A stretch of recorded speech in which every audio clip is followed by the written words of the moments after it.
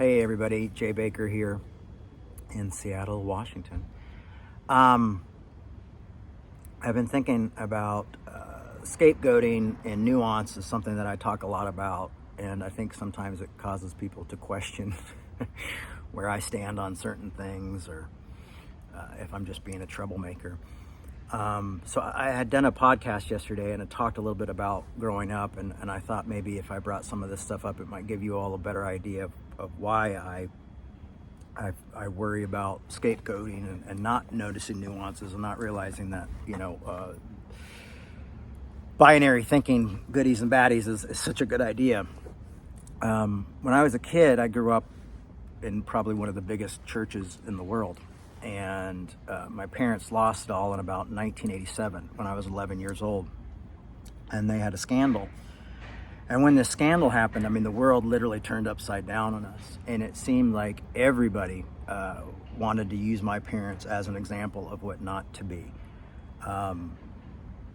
They were on the Johnny Carson show, was making fun of them. Nightly news every night was talking about them. Saturday Night Live was having skits about my parents. Preachers were preaching sermons against them. Politicians were talking about them. There was really nowhere you could turn without seeing my parents. We would go to the grocery stores and we'd go to check out, and it would just be just rag magazines with their pictures all over the front, saying everything that was horrible and wrong and made up and all these crazy things. And there wasn't really a safe place to go. Couldn't turn on the TV, couldn't look at a magazine. And that was really, really a big part of my life from probably about 11 to, 11, 12, 13, 14, 15, 16 years old. My dad went to prison, and I was about to go into high school, and I had to leave the actual Christian school I was attending because it wasn't because the kids were so cruel. It was because the teachers didn't like me and treated me differently, and I became kind of like this outcast. And so I went to public school, and when I went to public school, I was kind of grateful because I had some older friends that I knew there. But of course, my luck was they decided to take the ninth graders and put us all in a separate area. So that was tough, because I realized I was being bullied and harassed by quite a diverse group of people. Everybody, all these kids obviously had their ideas of what they've seen on Saturday Night Live and what they had seen from other people's parents and what they had heard or seen at the grocery store as well.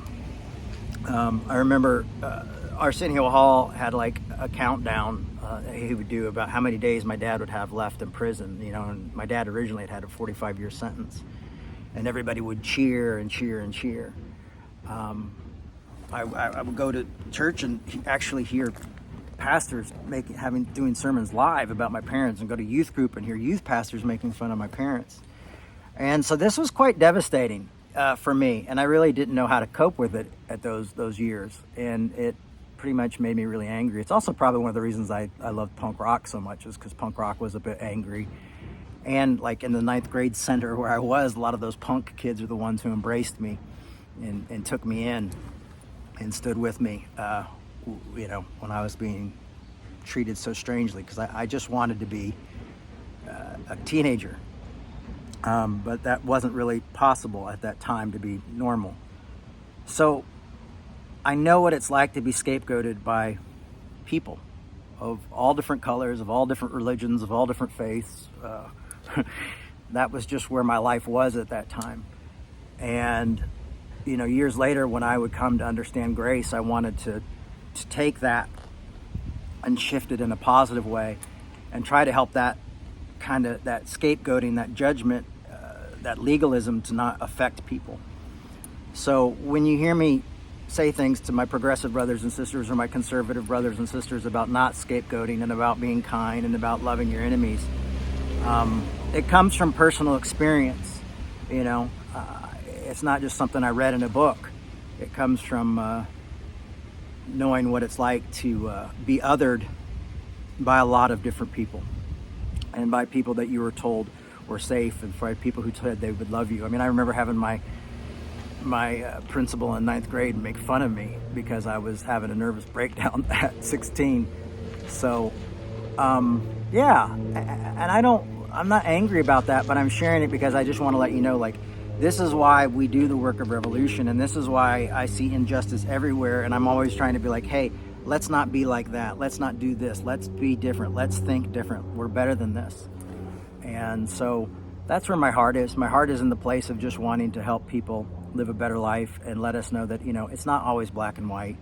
Binary thinking of goodies and baddies doesn't work. We should probably have more like dialectic thinking and be open to nuance and realizing that people are people. I mean, now look at my mom after she's been gone, 17 years, Broadway play about her life, a major film about her life that won an Oscar for makeup, hilariously enough. So, time tells things different. I think about like Sinead O'Connor and people like that.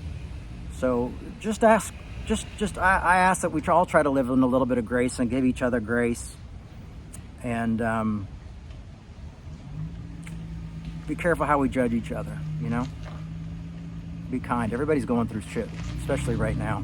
So that's my little vignette for today. Bye-bye.